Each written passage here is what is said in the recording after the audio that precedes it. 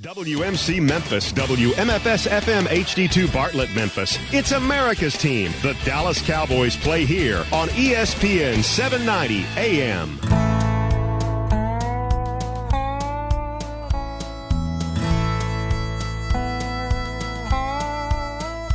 Watch the sunrise, new day's dawning, and it's calling you and me.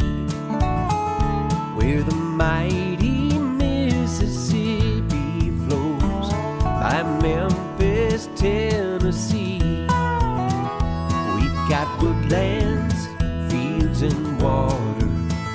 Hey, there is no better way. You can find out all about it on Outdoors with Larry Ray. Make some time. Take the family, ask a friend, but don't delay. Listen up and learn about it on Outdoors with Larry Ray. Listen up and learn about it on Outdoors with Larry Ray.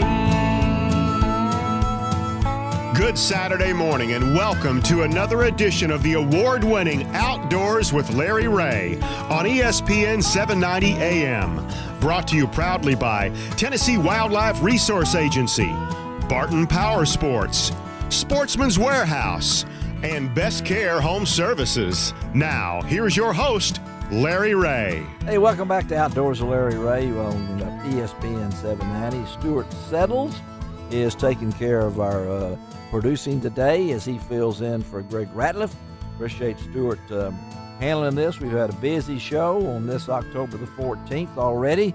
Ron Wong, Bill Cooksey, as they are every month on the second Saturday, and they take time from Ron, of course, is all over the world. He spends at least half his time visiting other Wongs around the nation, and so and then of course don't say anything. And I'm doing that for you, Larry. I know you're doing that for you and for Bill Cooksey, yeah, and Bill, for your adoring public. Yeah, you're Ron's adoring public, and of course, Bill has had.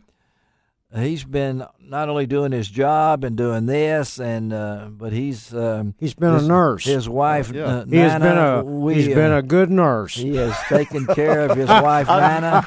Yeah, there you go. I've been fired so many times in the last month, you just can't imagine. And rehired in about 2 minutes later. Yeah, but the thing about it is, not only is he taking care of his wife, but she's ready to go fishing. Oh, And that's the main thing. I haven't seen a picture of her holding the fish. When was the accident? Mike Boyd yesterday called and said, I'm really missing those fishing photos on Facebook. Yeah. So how long has it been since she's gone fishing now? When did the accident happen? She hasn't kicked my butt fishing since the last weekend in August because we were at the lake Labor Day when she fell, Labor Day weekend. Uh-huh. And I had gone fishing that morning, but we had guests there, and she said, you go in the morning, and I'll stay here, and then I want to go on Labor Day. So I had fished Sunday morning. She didn't, and then she fell that night and hasn't fished since. Hasn't fished since. Bless her heart. Well, we know a guy's on the line right now. He's fished a few times. And he's very good at it. Yeah, coming off a big victory on some obscure lake he knows nothing about over there in East Tennessee. In fact, I think they're going to rename it the Ott Defoe Lake, because... As well as they should. Yeah, they would, but that's our good friend Ott Defoe, who recently won back in September an event in the Bassmaster Northern Open Victory at Douglas Lake. Good morning, Ott. How are you, fellas? Oh, we're always good to talk to you, Ott. So congratulations on the win. And one thing I want to ask before Ron takes over and ask you all the tough questions, but winning at your home lake. Now you've done this twice, and the pressure expected for you to do well. How do you handle that? Because everybody says, "Well, Ott's going to win," and that's not the way it is. I mean, you still got to beat the other guys. So talk a little bit about fishing your home lake and winning and the situation of trying to to beat everybody else. Yeah, it is a lot of pressure because that's exactly what you hear is, this is your home lake, and we're all fishing for second place and all this kind of stuff, and you do, and because of hearing that, it does make myself anyway. It makes myself put more pressure on me, because I want to do well and I want to live up to those expectations. So it definitely does add some pressure to it. But at the same time, if you are able to get out there, and I was again so very blessed to win that tournament. It's that that being the second one, especially that I won there at Douglas. But there is a lot of pressure, and things just have to go right, and thankfully they did.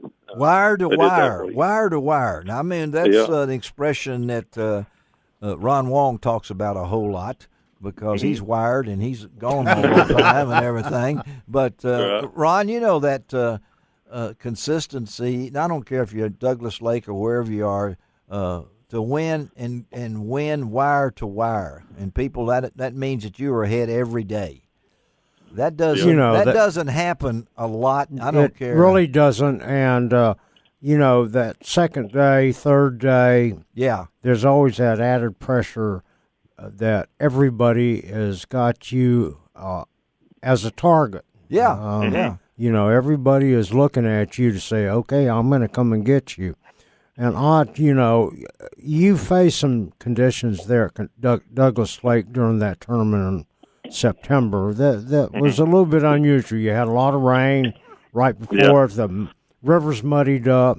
And, of course, you were using a fairly new boat, too, that Bass Tracker has. It's a tunnel haul boat. And, tell our listeners a little bit about your setup that you use, because it's pretty interesting how you did what you did running that river. Yeah, I was fishing up the river, and that rain we had is typically, the fall is the driest time in Tennessee. And we did have some pretty significant rain off of those hurricanes. Yeah, that's I think it was particularly Harvey that the fans that it came off of it. And, that was what the rain we got. And that's when I looked at the schedule and saw when the tournament was, I'm kind of thinking the only thing to myself, the only thing that can mess this up is rain. And a lot of too much rain, or it to be so dry that there's not enough flow that I can't even get there. But as far as my rig, my boat, it's a Tracker Grizzly, a 1754 side console with a 4-stroke Mercury 60. I actually may even be sitting in it right now fishing, but that's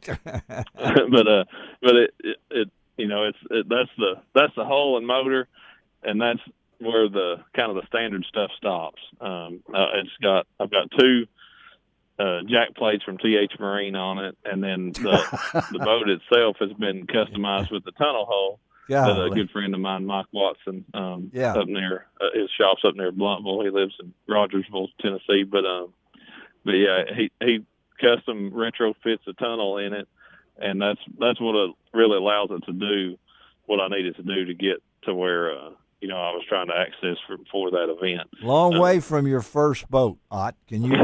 What was your first boat? My first boat was actually a 19-foot Bass Cat. Okay. A Pantera 2 with a 150. Yeah. Yeah, that was my first boat that was actually mine. Yours. I mean, you were using. Yeah. That's a pretty nice first boat. That's what I'm thinking. Yeah, I was going to say, pretty nice first What happened boat. to your aluminum John boat? Yeah, I thought. You need to be sitting on a bow sculling, man. That's how you start. The first one, it was. Was his. That was his. Yeah. I mean, you fished with your buddies in other boats and things like that. Or just off the bank. Yeah, off the bank. Right. Speaking of off the bank, Ron, I'm going to get you on this. He caught all of his fish in 1 to 3 feet of water. Well, that's my kind of fishing, the shallow water fishing. That's shallow. Why didn't you just get out of the boat and wade over there to them? You could have. I wouldn't even got my waist wet. You had to travel over some very skinny water to get to where you were going. Yeah, I had to. Yeah. Tell our listeners a little bit about running that river and the boat that you had. I mean, when you have to use 2 jack plates to get your motor high enough. That, when he said that, that's I pretty said, amazing. Yeah, that's but- amazing. Yeah. And then what did you use? Yep, it'll run in about 6 inches of water on plane. It actually takes more to float. I'm wondering how you get once you're on any plane, water it pressure. Yeah, well, It- your it- motor. that's the reason for that tunnel. And it's a factory water pickup, so I don't even have a low water pickups on Wow. on this 60. But once I was getting up in there, the majority of my weigh-in fish I caught on a Terminator, half-ounce Terminator Pros jig Yeah. with a Bass Pro Elite chunk on the back. Uh-huh. That was my primary setup. I did weigh some key fish on a half-ounce bladed jig with a Bass Pro Swimming Sally trailer on the Swimming back. Sally. I was just waiting for a good word. I love it. Swimming Sally. Now that's Swimming Sally. I think I dated her back in high school. Yeah, right. May have. Yeah, May have. no. We're talking to Ott Defoe, our good friend from over in East Tennessee, fresh off for a victory back in September on Douglas Lake. And I know, Ott, when you win one, it sets you up. Look at what's happened this year, and what do you hope for 2018? Yeah, I mean, my whole year on the Elite Series was good. Was up there in the running for that Angler of the Year for a while. Yeah. Right.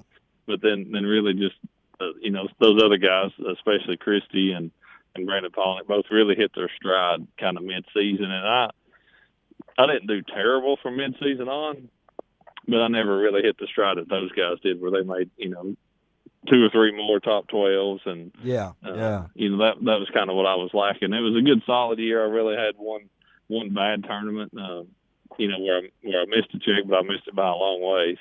But that was really the only bad tournament I had the whole year. That was the only time I missed a check, and so all in all, it was a good season.